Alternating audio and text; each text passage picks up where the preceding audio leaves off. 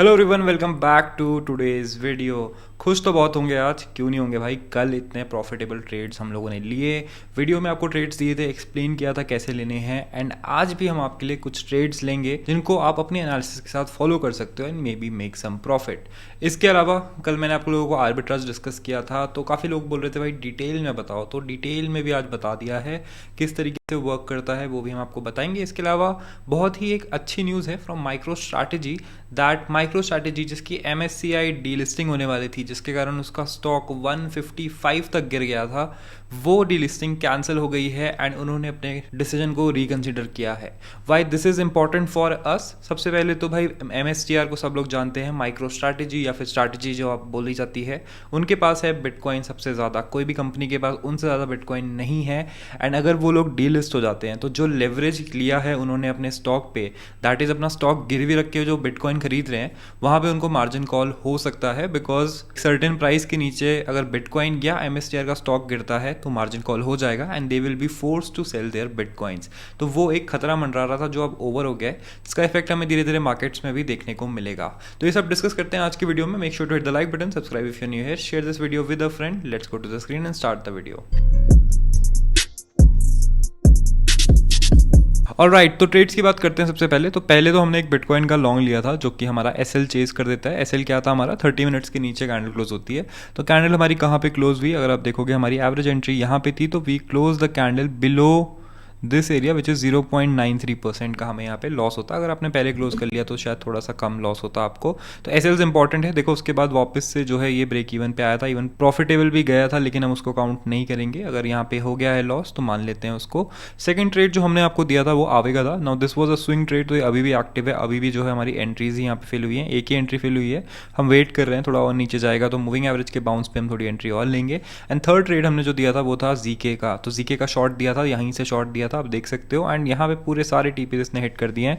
अगर आप इसका रिस्क टू रिवॉर्ड रेशियो देखोगे तो 8 तक था, तो बहुत ही अच्छा यहाँ पे प्रॉफिट हुआ। अगर आपने एकदम परफेक्ट हमारे साथ कैच किया होगा इसको, तो आपको यहाँ पे ऑलमोस्ट 12.82% का मूव मिला होगा, जिसको अगर आप 5x पे भी ले दो 60% का प्रॉफिट यहाँ पे आप मान सकते हो। तो यहाँ पे है सारे ट्रेड अपडेट्स। तो BTC तो हमारा चेज हो गया था, तो वो बंद हो गया था। यहाँ पे आवे पे हमें ऑलमोस्ट 9.59% का लॉस चल रहा है। This is a swing trade, तो उसको हम थोड़ा सा होल्ड करेंगे। 165 के नीचे डेली क्लोजिंग या वीकली क्लोजिंग पे हम एक्सिट लेंगे। मैंने बोला था कि ये स्पॉट पे लेना, बट मैंने यहाँ पे पर्प्स में लिया है। रीज़न उसका ये है कि मेरे पास डीप लिक्विडिटी है एंड उस हिसाब से पोजीशन साइजिंग आती है, लेकिन आई विल रिकमेंड कि आप स्पॉट में ही लें। नेक्स्ट हमने ZK का लिया था, वो तो प्रॉफिटेबल है, मैंने एक्सप्लेन कर दिया था। एंड देन रिवर का हमने जो है आपको आर्बिट्राज दिया था। तो आर्बिट्राज हमारा दोनों साइड ही अच्छा प्रॉफिटेबल रहा, प्लस हमने काफ़ी फंडिंग फीस भी यहाँ पे फार्म करी है। नो आर्बिट्राज को लेके कल काफ़ी लोगों के पास कन्फ्यूजन था, तो मैंने सोचा कि भाई वीडियो में एक्सप्लेन करना शायद रिटेंशन इतना ना होता हो आप लोगों को, तो हम यहाँ पे आपको एक आर्टिकल में एक्सप्लेन किए हैं। तो यहाँ पे आप ये आर्टिकल पढ़ सकते हो फेडा अकेडमी पे जाके। यहाँ पे मैंने इमेजेस के साथ अच्छी तरीके से किस किस तरीके से वर्क करता है, स्पेशली फंडिंग फीस जिसको सब लोग इग्नोर कर देते हैं, किस तरीके से वो मैटर करती है, किस तरीके से आप इसको फार्म भी कर सकते हो और इसको आप थोड़ा सा अवॉइड भी करो, बिकॉज यहाँ पे फंडिंग फीस का टाइम इंटरवल भी वैरी करता है। तो ये सारी चीज़ें डिस्कस करी हैं इस आर्टिकल में। इसका लिंक मैं आपको नीचे पिन कर दूंगा कमेंट में जाके, आप जाके इसको खुद से वहाँ पे टेस्ट कर सकते हो। And don't forget to upward guys, upward के पॉइंट्स मिलते हैं and I really need some points, क्योंकि फेडा के मर्ज स्टोर पे धीरे धीरे करके चीज़ें ऐड कर रहे हैं हम लोग। एंड आप देख सकते हो कि अगर आप यहाँ पे रिवॉर्ड्स में जाओगे तो हमने टिकर ब्लॉक तो ऐड करा ही है एंड इसके साथ साथ अमेजोन का वाउचर भी ऐड हो गया है। तो आप लोग यहाँ पे आर्टिकल्स डालते रहिए, हमारी टीम रिव्यू कर रही है सारे आर्टिकल्स को। शेयर करो यार, खुद भी आप एज एक क्रिप्टो इन्फ्लुएंसर बन सकते हो, पब्लिक को एक सही एजुकेशन की साइड गाइड कर सकते हो। उसके लिए कंटेंट ज़रूरी है एंड कंटेंट आप लोग लिखोगे तो आपका भी फ़ायदा है। I am putting my personal money, मैं खुद से पैसा दे के अच्छे आर्टिकल्स चाहता हूँ मेरी ऑडियंस लिखे, तो do support us in that. Now यहाँ पे अगर हम जाते हैं टोकन स्क्रीनर पे, जो कि फेडा अकेडमी में टूल्स में आपको मिल जाएगा, तो यहाँ पे मैंने जो है एक फ़िल्टर लगाया। सुबह मैं ट्रेड्स ढूंढ रहा था थोड़े, तो यहाँ पे MACD हमें दिख रहा है, बुलिश फिल्टर लगा हुआ है। EMA जो है EMA 20 के ऊपर है and this is in 15 minutes time frame. तो 15 मिनट्स टाइम फ्रेम पे हमें यहाँ पे 4 कॉइन्स मिले हैं, जिसमें से हम देखेंगे कि वॉलेटिलिटी कहाँ पे ज़्यादा है। तो 1.6% वॉलेटिलिटी है फ्लो में। इसका मतलब है कि यहाँ पे ज़्यादा चांस है कि बड़ा मूव हो। आप CHG पे भी देख सकते हो और आपको रिस्क कम लेना है।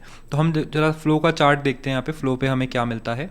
तो अगर हम बाइनेंस का चार्ट देखते हैं फ्लो का, तो थोड़ा वियर्ड सा चार्ट दिख रहा है obviously, because low volume asset है तो रिस्क ऑब्वियसली हाई रहेगा। लेकिन यहाँ पे एक ब्रेकआउट सा हमें कैच होता हुआ दिख रहा है। हम मूविंग एवरेजेस के भी ऊपर चल रहे हैं, 30 मिनट्स में भी ऊपर हैं। एंड अगर हम 1 आवर्स में देखते हैं तो यहीं पे जस्ट इसने ब्रेकआउट किया, तो एक रीटेस्ट पे यहाँ पे लॉन्ग बन सकता है मेरे हिसाब से। एंड अगर यहाँ पे रीटेस्ट फेल हो जाता है तो हम यहाँ पे इमीडिएटली शॉर्ट पे स्विच कर जाएंगे।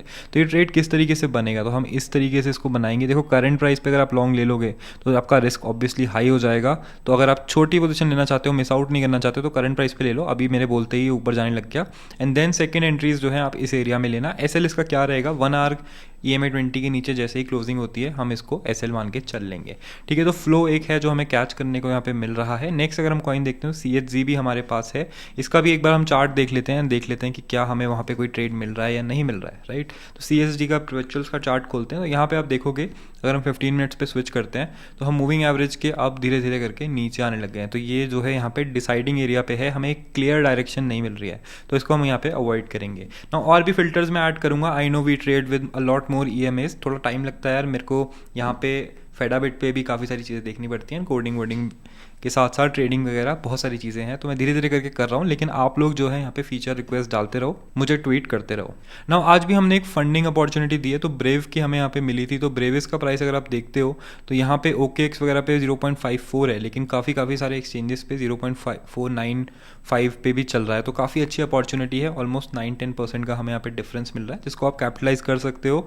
अपॉर्चुनिटी ऑलरेडी आपको TG पे दे दी है, तो गो एक्सप्लोर इट, कैसे करना है उसका आर्टिकल भी आपको दे दिया है। तो सब कुछ आपके लिए है, आपको पढ़ना है, खुद से करना है। भाई देखो कटोरी में खाना सबको मिल जाएगा तो भाई सभी खा लेंगे, तो प्रॉफिट किसी का नहीं होगा। जो दिमाग लगाएगा, जो सीखना चाहेगा, उसी के लिए है ट्रेडिंग। मैं यहाँ पे स्पून फीडिंग नहीं करना चाहता हूँ। नाउ द बिग डिसीजन जिसके कारण बिटकॉइन में थोड़ी सी हमें बाहर देखने को मिल सकती है वो ये है कि micro strategy delisted from MSCI index. तो क्या है MSCI इंडेक्स? तो बेसिकली इंडेक्सेस क्या होते हैं जहाँ पे एक ग्रुप ऑफ स्टॉक्स को लिया जाता है और उनको एक इंडेक्स बना दिया जाता है। तो आपका SPX भी एक इंडेक्स है, नैस्डैक इंडेक्स है, निफ्टी इंडेक्स है। तो इस तरीके से ग्रुप ऑफ स्टॉक्स यहाँ पे इंडेक्स में आ जाते हैं। अब इंडेक्स में आने का क्या फ़ायदा होता है स्टॉक्स को? तो आप और मैं, जैसे मैं स्टॉक मार्केट्स में ट्रेड नहीं करता हूँ ज़्यादा, मैं इंडियन मार्केट्स में ज़्यादा ट्रेड नहीं करता हूँ, मैं बस निफ्टी में इन्वेस्ट कर देता हूँ। तो निफ्टी में मैं अगर इन्वेस्ट कर रहा हूँ तो निफ्टी में जितने स्टॉक्स हैं उन सब पे वो इन्वेस्टमेंट जा रही है। अगर कोई स्टॉक निफ्टी से डिलिस्ट हो जाता है तो उस पर इन्वेस्टमेंट आनी भी रुक जाएगी और करंट इन्वेस्टर शायद बेच भी दें वो स्टॉक, जिसके कारण इंडेक्स से अगर कोई डिलिस्ट होता है तो वहाँ पे बड़ा सेल प्रेशर आने के चांसेस है। एंड उस सेल प्रेशर को कैप्चर करने के लिए बाय प्रेशर भी शायद ना आए।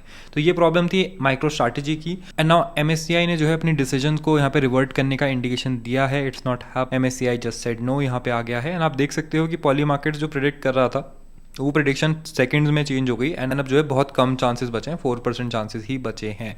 तो इसका इफेक्ट हमें ऑब्वियसली देखने को मिला होगा BTC में, बट उस लेवल पे नहीं मिला। वाई? बिकॉज मार्केट ने इस न्यूज़ को बहुत जल्दी अब्जॉर्ब कर लिया। लेकिन अगर आप MSTR का स्टॉक देखते हो जाके, तो MSTR के स्टॉक पे हमें डेफिनेटली ये देखने को मिला। तो 155 के आसपास ये कल था एंड वहाँ से आप देख सकते हो it bounce all the way to 159, जो कि आपको छोटा लग रहा होगा बिकॉज ऑफ क्रिप्टो इन्वेस्टर्स हो।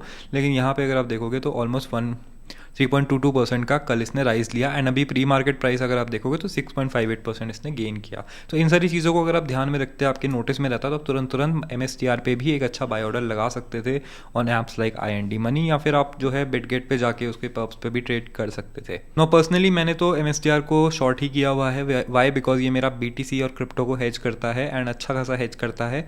तो मैं प्रॉबेबली वो शॉर्ट अब क्लोज कर दूंगा। 170 से वो शॉर्ट है, वो प्रॉफिट के लिए नहीं था, वो बस एक इंश्योरेंस का शॉर्ट था।